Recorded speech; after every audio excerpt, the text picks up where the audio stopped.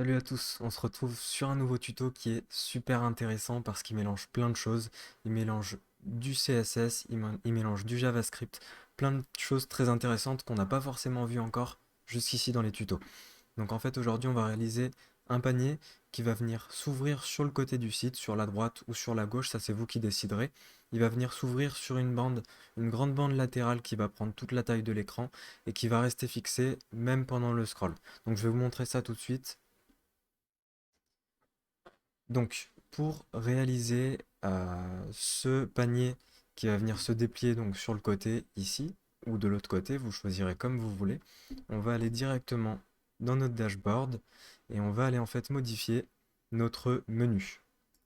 Donc dans Theme Builder, notre en-tête globale, on va venir modifier tout ça. Donc là, il va falloir qu'on rajoute un bouton. Donc moi, je vais le rajouter juste en dessous pour pas me prendre la tête, ou même juste là sur le côté. Euh, ouais, je vais le mettre je vais le mettre en dessous plutôt, parce que là du coup ça va tout décaler. Hop, mince. Voilà, on va donc venir mettre un nouveau bouton. Alors, vous prenez un bouton classique, on va le centrer. Bon, ce sera pas très joli. L'esthétique, moi, de ce côté, pour l'instant, c'est pas vraiment mon souci. Je veux juste vous montrer vraiment la méthode. Ensuite, ce sera à vous de personnaliser un petit peu les couleurs, etc. Mais ce sera sur la même façon que habituellement grâce à Divi. Alors, texte, on va mettre par exemple panier. Je vais le mettre en majuscule. Hop. Dans lien, en fait, on va rien mettre, justement. C'est ça qui est important, c'est qu'on va rediriger le bouton vers rien. Et ensuite, avec le code, on va lui assigner une action. Alors, texte, moi je vais juste enlever, par exemple, les petites bordures. Vous n'êtes pas obligé, hein, c'est juste un choix personnel. Je le fais pour essayer de faire un truc un petit peu, on va dire pas trop moche, même si la base va rester vraiment très neutre et ce sera bien sûr à vous de le personnaliser, ça c'est bien important. Voilà. Alors, on va laisser comme ça. Donc là, on a notre bouton panier. On va venir lui assigner une classe CSS. Donc la classe CSS, on peut la trouver directement donc, dans les options de ce bouton, avancer, ID et classe CSS, et là, on va coller ça. Voilà, donc bouton cache 1, bouton cache 2, ferme. Alors, tous les codes seront dans la description, je vous donnerai tout ce qu'il faut. On va valider. Hop, j'enregistre au cas où. Et donc là, on va venir créer une nouvelle section verte. Donc, une section simple, avec à l'intérieur un texte. On ajoute le texte, et le texte, ça va être notre panier. Donc pour afficher le panier, c'est entre crochets, WooCommerce, tiré du bas, carte. Hop, j'ai fait une faute. Voilà. Et donc là, il va nous afficher le panier. Donc moi, mon panier est vide, peu importe, ça change rien. Donc il nous affiche le panier. Là, ce qu'on va faire, c'est qu'on va venir mettre une petite couleur de fond sur notre section verte. On va mettre une couleur, un gris un petit peu clair. Voilà. Comme je vous l'ai dit, hein, le design, je m'en occupe pas pour cette fois.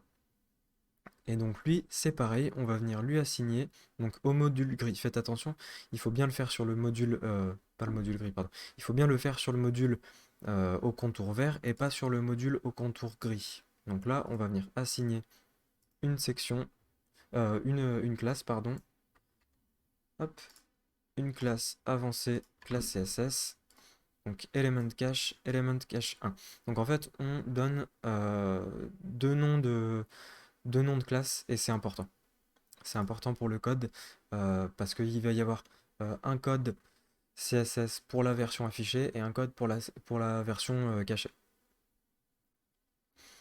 On va venir retourner dans les options de ce module vert.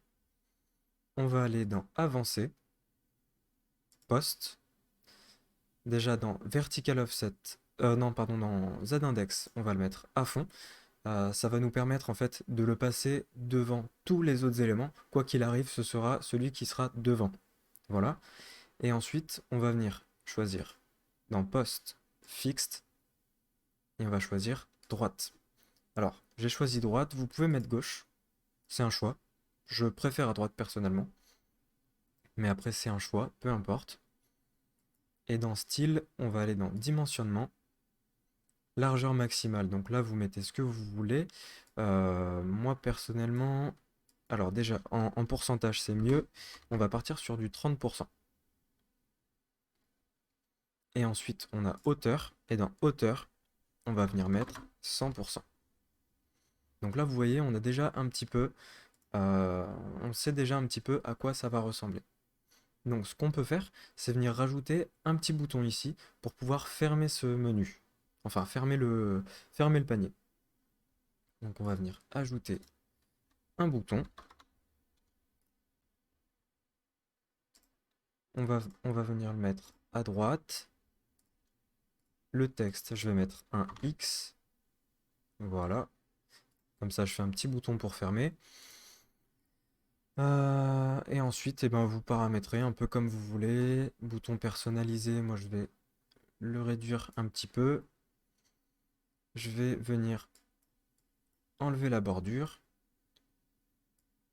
Enlever ça. Je vais le mettre. Je vais enlever l'icône. Et comme ça. Voilà. Moi personnellement, j'ai mis juste une petite croix. Il y a... Ah zut, j'ai fait n'importe quoi. Voilà. Il y a un petit peu de travail à faire sur le design, hein. Mais bon, ça après, je vous laisserai l'honneur de le faire. Voilà. Et donc à ce bouton, ce qui est important, c'est qu'on va venir mettre la même classe que le premier bouton. Exactement la même classe. Voilà. On peut sauvegarder et on va venir rajouter un petit peu de CSS dans la page. Donc pour le CSS, on va aller en bas sur Réglage de la page, Avancer, Personnaliser CSS et on va venir le rajouter tout en bas. Voilà.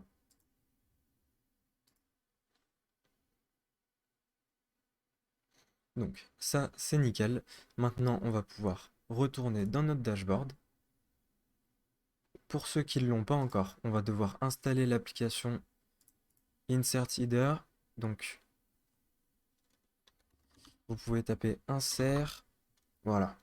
On tape Insert et c'est l'application qui s'appelle Insert Header and Footer. Donc là, celle-ci, il faut bien l'installer de votre côté. Et pour y accéder ensuite, vous allez juste dans Réglages et vous avez ici Insert Header and Footers. On va venir copier le petit code script, hop, JavaScript. Donc on colle ce code, pareil, il sera dans la description, pas de souci. Et important, on vient enregistrer en bas. C'est enregistré, c'est nickel. On peut aller sur notre site et constater ce qui se passe. Alors, moi, il faudrait que j'aille sur une page, par exemple, mon compte. Hop. Et donc là, on a bien notre bouton panier. Si je clique dessus, il ouvre le panier sur la droite. Et si on clique, donc si on clique sur panier, ça vient le fermer. Si on clique sur la petite croix, ça vient le fermer. Voilà, tout simplement. Et donc après, on peut faire un petit peu ce qu'on veut. De toute façon, maintenant, euh, ce module-là s'affiche sur toutes les pages, étant donné qu'il est dans notre menu. Alors après, on aurait pu aussi le mettre sur une page, n'importe quelle page, ce bouton-là. Dans tous les cas, ça fonctionnera. Personnellement, je préfère le mettre dans le panier, dans le menu. Comme ça, il sera présent sur toutes les pages. Vous n'avez pas besoin de le recréer ou autre. Il sera présent tout le temps. Voilà. J'espère que ce tuto vous a plu. Allez bien dans la description pour récupérer tous les codes. Je vais noter un maximum d'informations. Je vous souhaite un bon courage pour votre boutique et à bientôt.